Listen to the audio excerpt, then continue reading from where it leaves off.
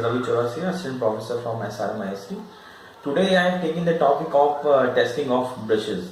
So let's start the topic. Start to know about the various aspects of testing of brushings. So first of all, we need to take care about various aspects while we are testing on brushes. But what are the main tests which can be performed for judging the performance of our test specimen? So we have various tests, but main importantly we have 6 tests for checking the performance of the test specimen when it is brushed. So first is called the power factor test, obviously related with the dip angle and all those things. Second is impulse withstand test. That impulse withstand test is going to be tested for the that specimen against the the surge, internal or external, that impulse in nature. That means the low frequency but high magnitude voltage will be applied. Third is called the chop wave when switching surge wave. Why it is called the chop wave? Chop means deformed wave. That may be deformation may be produced due to some internal fault, external fault, but we need to tackle about this. Fourth is called the partial discharge test. It is the localized discharge system. That's why it's called the partial discharge test. That will ultimately lead to the permanent puncture of the system. So that's why we need to test the test object against the partial discharge test. Fifth is visible discharge test. That test is going to be performed under the non-light condition. That means under the dark room condition. And important is the sixth test is called the power frequency flashover test.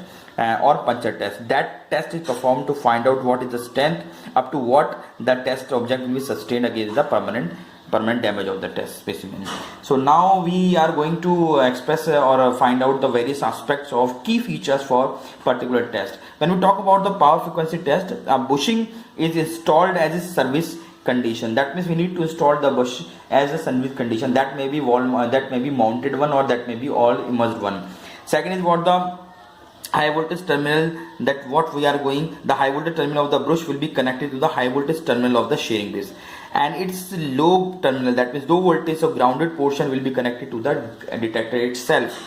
So we have the detector for finding the balance condition, whether we have achieved the wiring condition or not. So that will be tested upon it. And fourth is the capacitor and power factor, which is going to be measured for different voltage levels. That we have to check whether the voltage level is adequate or not. We need to increase or decrease the voltage level for different condition. We need to take care all the reading. We need to calculate all the reading at different voltage levels. Test. So we need to care about what the bushing is subjected to the impulse wave. So that should be subjected to the various polarity, that may be either positive polarity or negative polarity. So the positive polarity as well as the negative polarity should be applied. So then when we check whether the system is appropriate or not. Second is at least 5 consecutive full waves should be applied.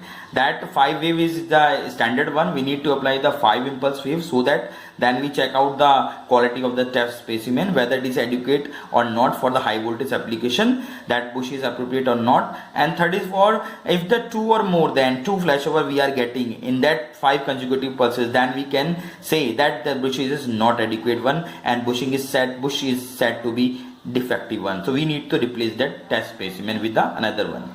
When we talk about the chop wave test or switching surge test, then it is also called a switch test.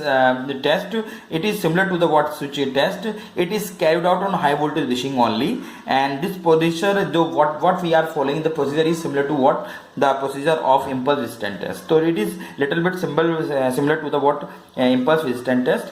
And next one is the partial discharge test. That partial discharge, it's used to perform for the local discharge process, whether the void is there or not. So for avoiding that, we need to check the system for the partial discharge test also. It is used to check the deterioration of the insulation of the bushing. The insulation is the most important part of the bushing, so we need to take care about this. So that insulation status will be judged in this test, and the shape of the discharge will directly indicate what is the nature and severity of the detection of the bushing. What is the nature and severity for fault against that test. Discharge test. So in discharge, that visible discharge will be in dark room only, performed in the dark room only. So for that particular test, we have the following key factors. It is specifically used for checking whether the radio interference is present or not during its operation. So that is important thing. Radio interference is very important thing in this system. And second is it is performed in dark room only, because in light we will not be able to judge whether